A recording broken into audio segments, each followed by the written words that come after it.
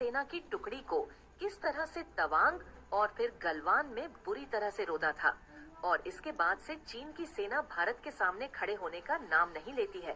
वहीं अब भारत की सेना तवांग घाटी हो या फिर गलवान घाटी हो, भारत की सेना का जखीरा लगातार बढ़ता जा रहा है। भारत ने सेना को भारी मात्रा में इन जगहों पर तैनात कर रखा है और यहाँ तक कि भारत की एक भारी सेना की आर्टरीज भी यहाँ पर धीरे धीरे करके भारी मात्रा में पहुँच रही है। ऐसे में चीन बेहतर समझ चुका है कि वह भारत के सामने किसी भी हाल में टिक नहीं सकता है, लेकिन वह इन चीजों के एवज में भारत के साथ कुछ लेन देन जरूर कर सकता है। लेकिन चीन ने जो लेन देन किया है वह बिल्कुल भी भारत के हित में नहीं है। आखिर चीन ने क्या लेन देन किया है, चलिए अब आपको वह भी बता देते हैं दोस्तों। अक्साई चिन्ह जिसे चीन ने भारत से हथिया लिया था 1962 में, उसके बदले में चीन ने भारत की तवांग घाटी का हिस्सा मांगा है।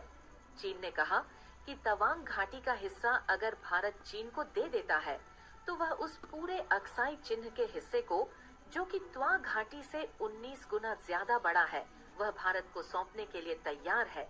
वह भी पूरे के पूरे शांतिपूर्ण तरीके से बता दे कि जो LICC है यानी कि लाइन ऑफ एक्चुअल कंट्रोल, जो कि भारत और चीन के बीच में सीमा रेखा है, उसे चीन मानता ही नहीं है।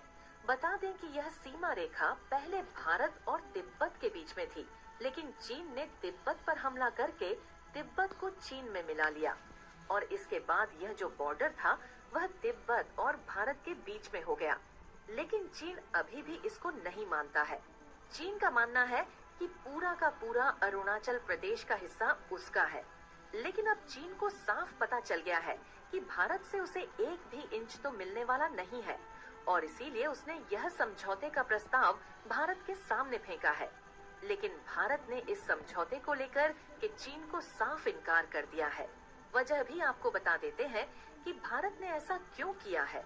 दरअसल अक्साई चिन्ह का हिस्सा कभी था ही नहीं, जिसे चीन अपना हिस्सा मानने लगा है, या फिर जिसे चीन भारत को वापस करने की बात कर रहा है।